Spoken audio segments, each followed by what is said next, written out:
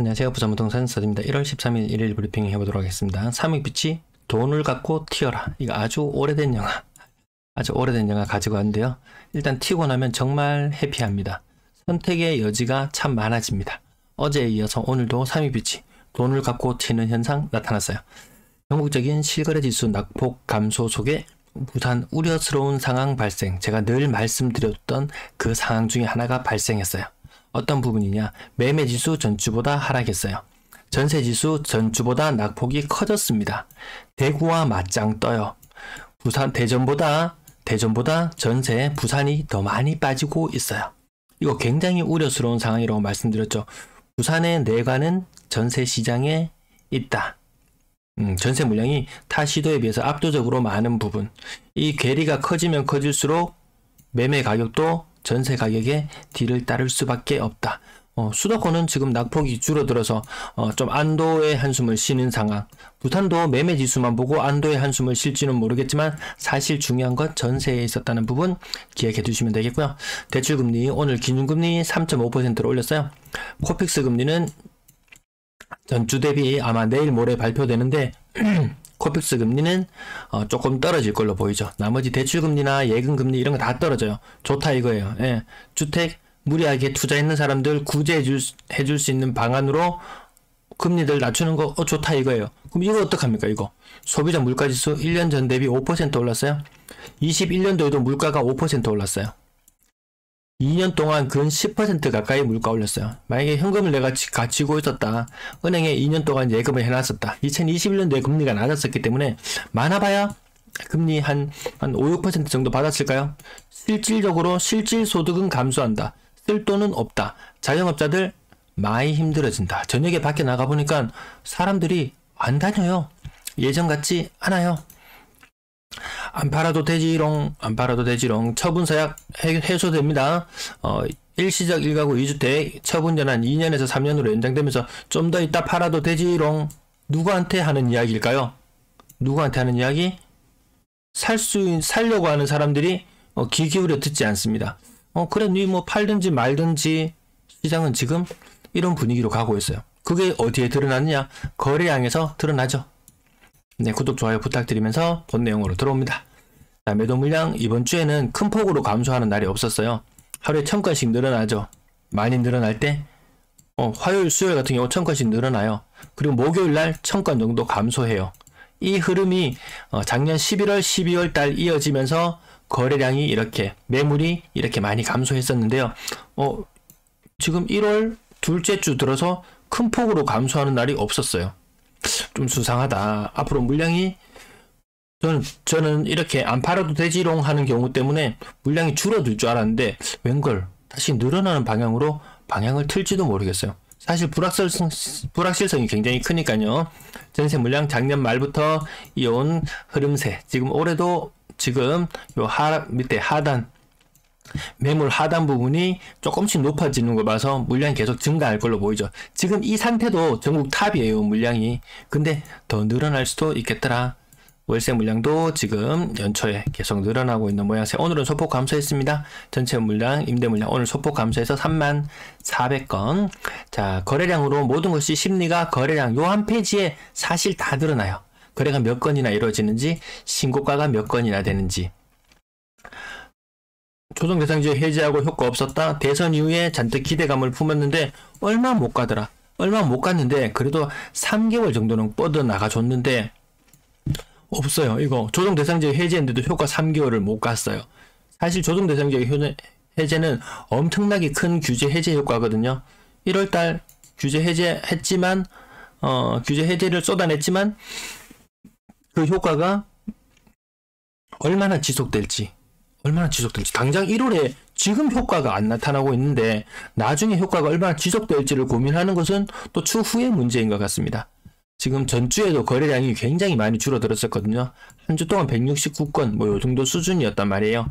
근데 이번 주에 거래량은 어떠한가? 전주와 비교했을 때 딱히 더 늘어나는 느낌 들지 않아요. 지금도 거래량 적은 편에 속합니다. 삼익빛이 돈을 갖고 튀어라. 어제도 해봤는데요. 고점 대비 4억 떨어지고 5억 떨어지고 거의 뭐 40% 이상, 얘는 한 25% 정도.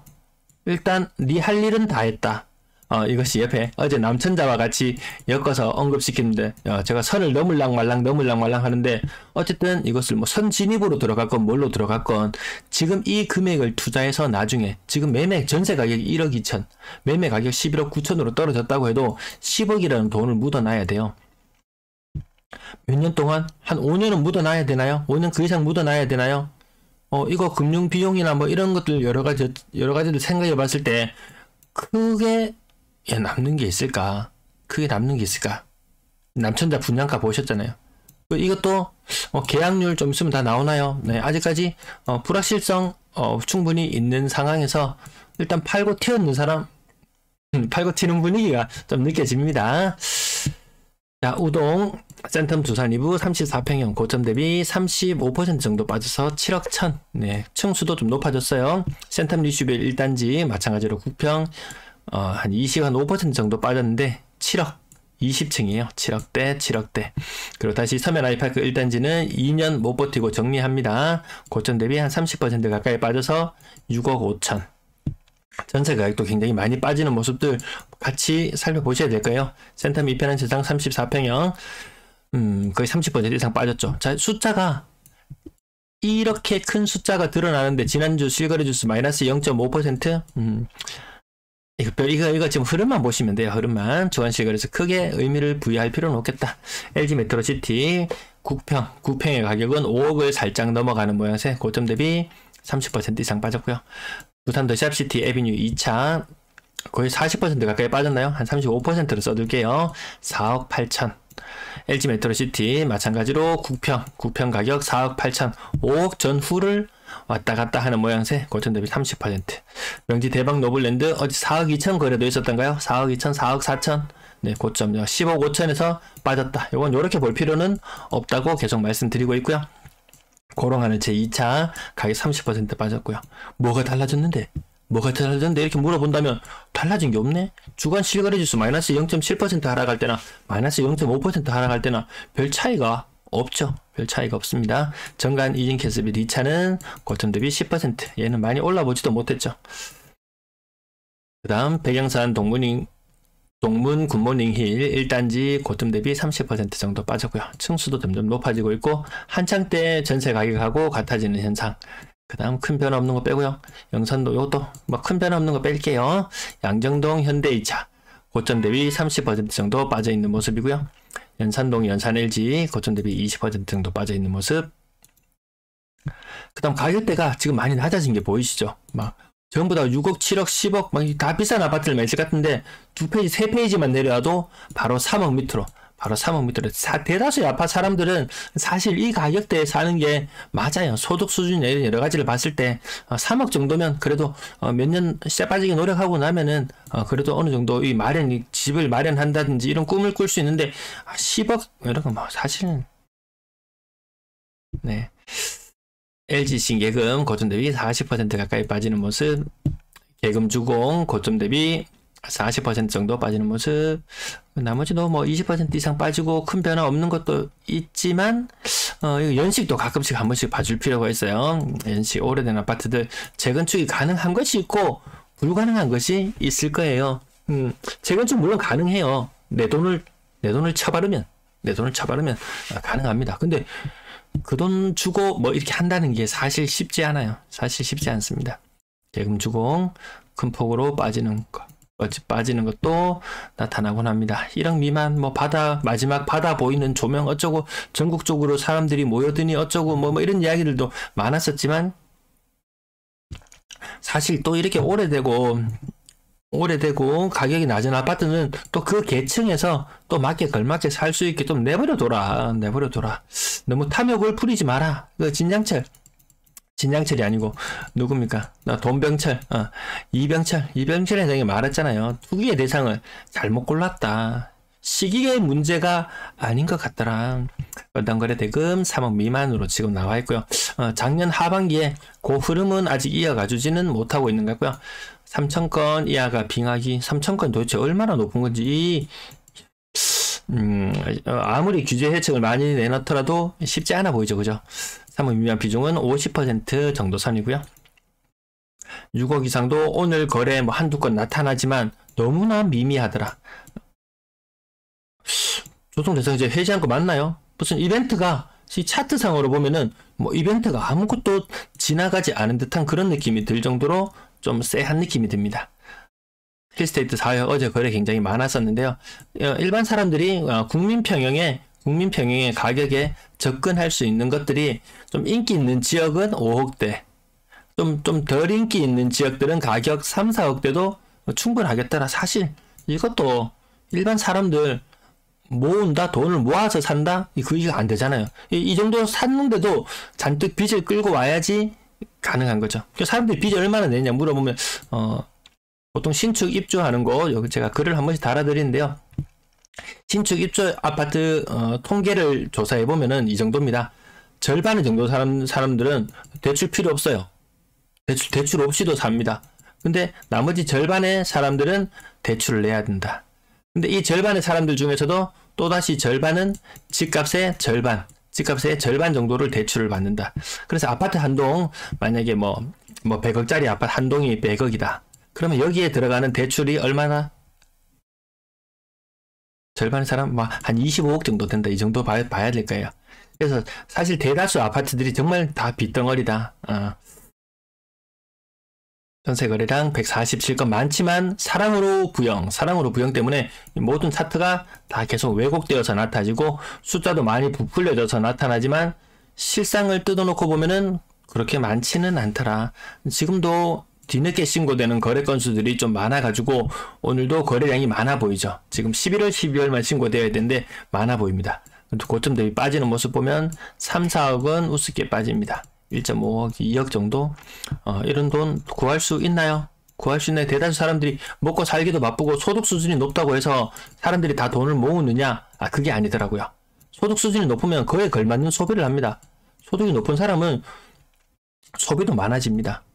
소득이 적은 사람은 소비가 적겠죠. 근데 이게 또 아니었다는 거죠. 자기 소득보다 훨씬 더 초과해서 돈을 쓰고 있었더라. 왜? 집값이 오르면 다 해결되니까. 통장 마이너스 상태로 살아도 다 사라지더라. 시간이 지나고 집값이 오르니까 다 해결이 되더라. 그 집값이 안 오르면은 이 생활비 지금 마이너스 나는 상태까지 다 뽀록이 나는 그런 상황으로 가고 있는 것 같습니다.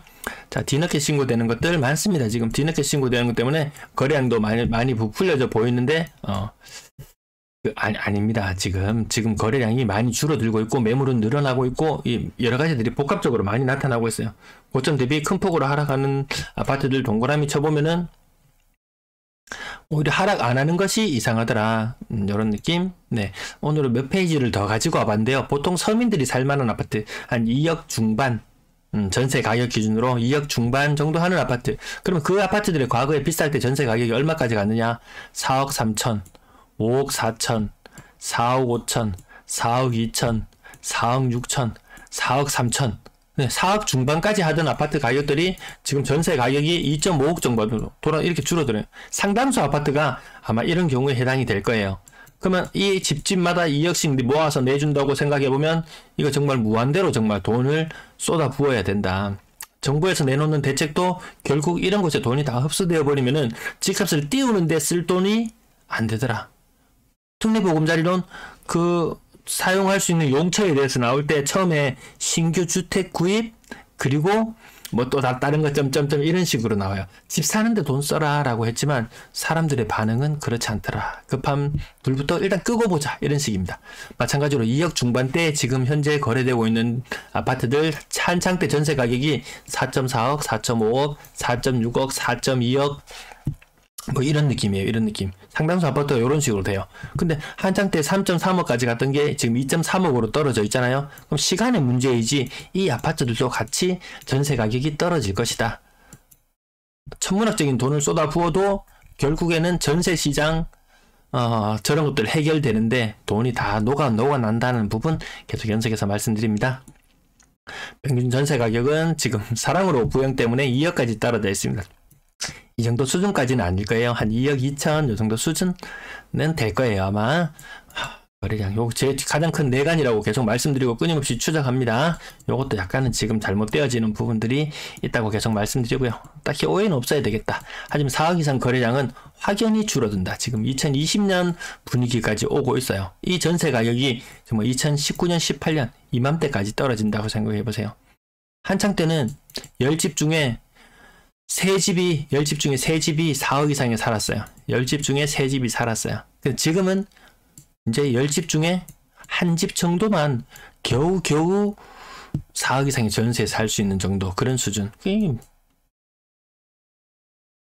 4억 이상 거래비 중 처참히 무너지고 있는 폭포수처럼 쏟아져 내리고 있는 모습. 월세 거래량 116건도 한번 따지고 보면은 여기 돈보라는 사이트, 제 영상 하단 부분에 보면은 제가 참고하는 사이트가 다 나오잖아요. 돈보.co.kr 여기에 들어가시면은 여기 보증금 보통 일반적으로 뭐 월세 이렇게 하면 보증금 3천에서 5천 정도 이렇게 최저 금액으로 보장되는 부분들 있죠. 임대차 계약에 있어서 최저로 보장되는 그 금액 정도.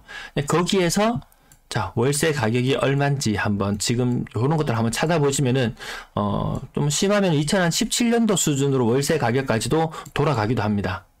네. 조금 부산이 다른 지역보다 대구보다는 반응이 조금 느리기 때문에 지금 한 2019년도 이 정도 월세 가격을 체감할지도 모르겠어요. 하지만 월세 가격도 빠지고 있더라. 과거로 회귀하고 있더라. 회귀할 수밖에 없겠더라. 네, 물량 부분 때문에 그런 부분이 있어요. 평균 월세 가격 계속 높아진 것처럼 보이지만 꼭 그렇지만은 않은 또 다른 부분들도 있습니다. 평균 월세 보증금 예년 정도 수준이고요. 전체 임대 거래량 한 달에 한 7,000건 정도 나와줘야지 해결되지 않을까, 이 사태가. 근데 지금 이 속도로는 늘어나 있는 물량, 그리고 앞으로 늘어나 있는 물량까지 소화해내기가 힘듭니다. 그럼 이게 부산만의 문제이냐? 부산이 조금 더 많다 뿐이지 다른 지역, 대구, 대전, 인천, 광주, 울산, 광주, 울산은 이 100만 단위 도시이기 때문에 조금 차치해 둔다고 치더라도 나머지들도 다 비슷비슷한 수준인 것 같았습니다. 네, 긴 시간 시청 감사합니다.